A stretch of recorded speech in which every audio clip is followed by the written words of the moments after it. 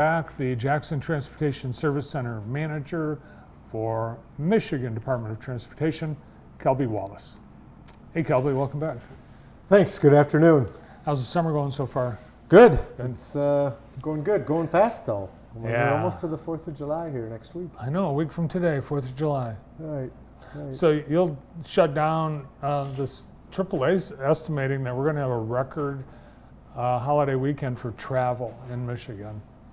Yeah, I heard that. Across the state, MDOT tries to shut down as many projects as we can to give our workers a break, to give our tourists a break. Mm-hmm. And so this year, it ends up being extra long. Typically, it's just maybe a one-day holiday if it's like a Tuesday or a Wednesday. Yeah.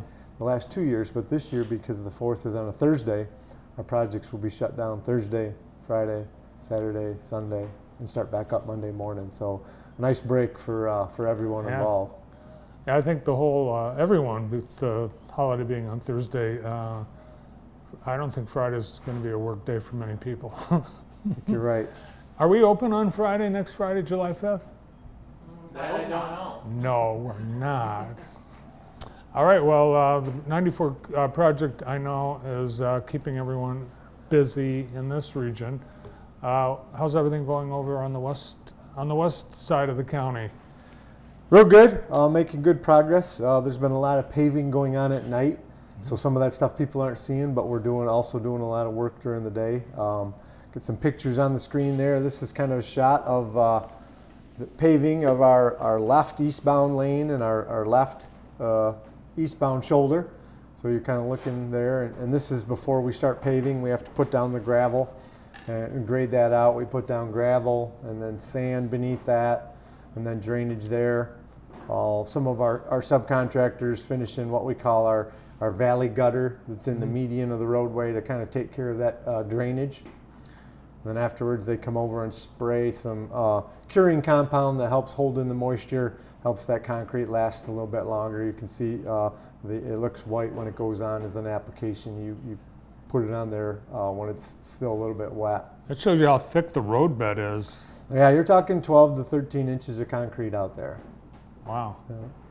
Here's some grading at some of the unique areas there. This is on eastbound, just past Michigan Avenue, between the Michigan Avenue and Parma exits.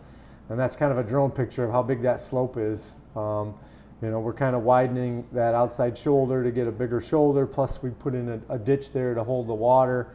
And that just means you kind of have to regrade that whole slope all the way up to the tree line. That's such a different look. Did you take out trees, or? We kind of cleared off any trees on that slope.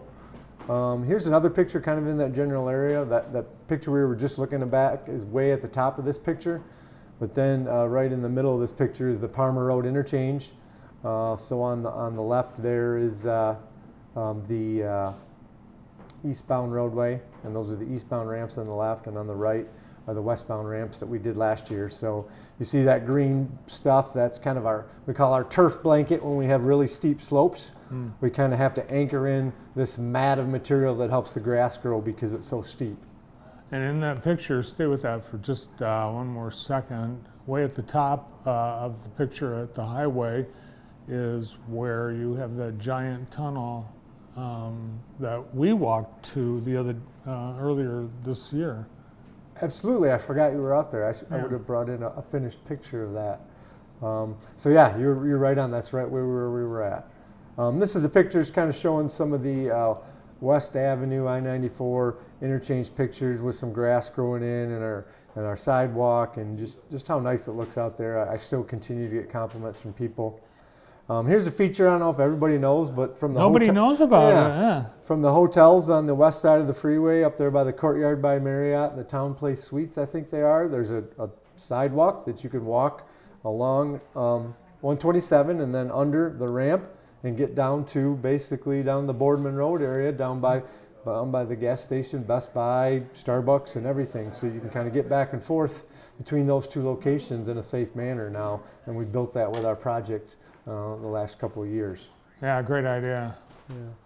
This is another direction that basically you'd see this if you're coming in from somewhere west of Jackson. You drive in, you see this nice Jackson sign.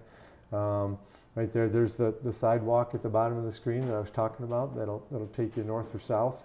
But just, you know, a real nice entryway to Jackson, and with all the grass coming in, the township, I think, is starting to cut some of the grass there and make things look nice. So just some real cool pictures. Yeah, it makes a big difference because you had to open the interchange before all the landscaping was done. It's a lot easier to discern what you're supposed to do and where you're supposed to go with the contrast with the grass.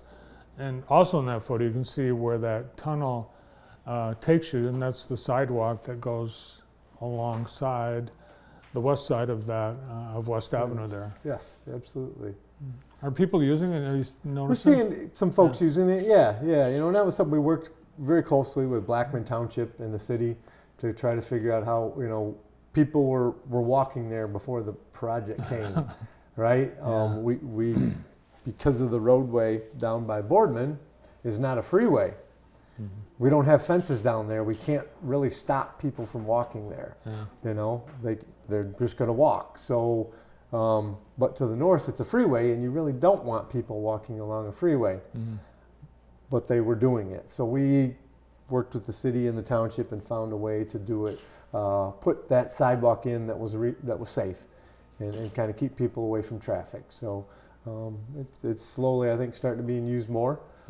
But I'm not sure if everybody knows it's there. Well, before this whole project, I remember seeing people dash across 4, 5, 6 lanes of traffic from the hotels to Red Lobster, for example, because it looked like to the guests that was the shortest way to the restaurant. Correct. But it's a lot more clear now that those aren't, you shouldn't be walking across Doing there. that. No. Nope, we don't want to see that. Stay off the busy highways. No pedestrians, please. When you're paving, like last week, when the temperature's in the 90s, it's got to be very difficult for the work crews to be out in that weather. But does it take longer for the asphalt to set up? Yeah, absolutely. There's only certain temperatures we've got to wait till that thing drops before we can put the heavy rollers on it. Obviously, before you can open it back to traffic, so it definitely slowed us down quite a bit. On the 94 project, we've actually been paving at night a lot because right now, as you can imagine, there's so much construction going on that they have trouble producing enough asphalt during the day to meet all their needs. You know, we've got lots of projects down south of Jackson, got lots of projects in Lansing, we've got lots of projects in Jackson. So actually, one of our major contractors, who's actually right here out of Jackson, Michigan Paving and Materials Company, they decided to start a night shift. And so that night crew is working out on 94, doing most of the paving where A, it's a little cooler, and B, there's more asphalt available. And so they can kind of have a steady stream of asphalt to do the major paving that they have on 94. So that's another thing where we ask people to really slow down and pay attention at night, because it's just inherently dangerous having the darkness. They use a lot of lighting out there, but still it's a dangerous thing. But that's one of the ways that our contractors have figured out how to beat the heat sometimes. Yeah, I had no idea we were churning out asphalt 24/7, but it's pretty critical. Remember, it was a few years ago we had an asphalt shortage. I think there was a strike or something. Yeah, there's been a lot of industry disruptions between, you know, the COVID that hurt everybody, but then there's also been some industry-related things due to shipping things, and it's just the logistical things that you never think about in our industry. All of a sudden, one load of cement that doesn't make it through a border crossing, or there's an issue at the Sioux Locks, and then all of a sudden, all of our cement and concrete or asphalt is being rationed out, and that can severely affect the schedule of a project. So. Wow. I think the part of the project that's affecting the most right now is the Deering Road complete rebuild of that exit and entrance and intersection. How's that going? It's going good. Our contractors really focused a lot of effort out there.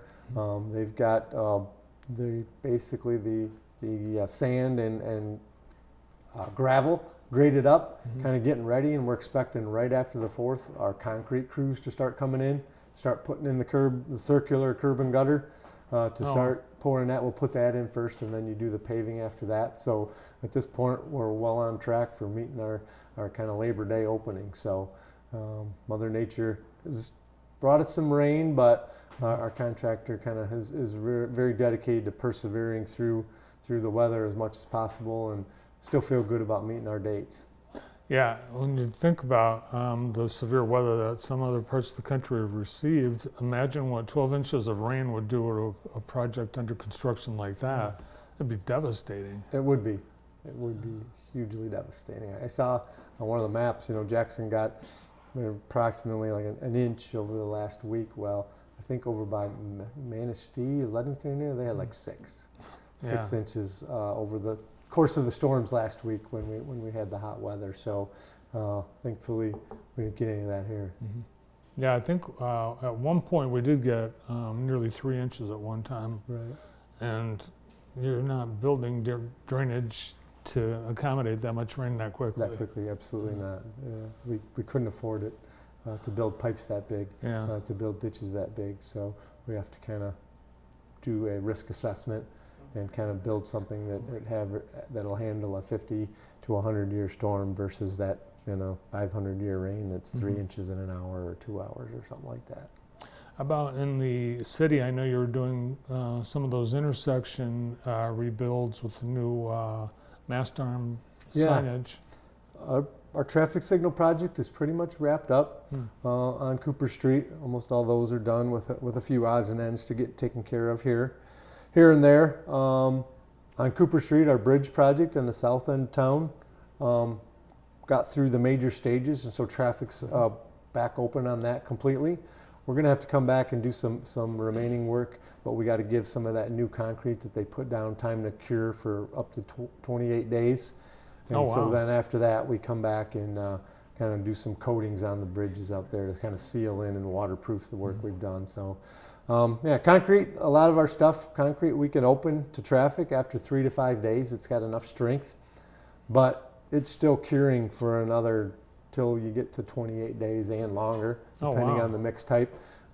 We usually have a 28-day test. We make sure it achieves its full strength. Mhm. If it doesn't kind of achieve some of those parameters, there can be some, we call them incentives or disincentives to the contractor, Yeah. right? Where we maybe they make a little extra money, or maybe they lose a little bit of money if they don't meet that ultimate strength. But we are able to open it up to traffic quicker than 28 days. Does the weather determine the curing time with concrete? Absolutely, Yeah. absolutely. Yep.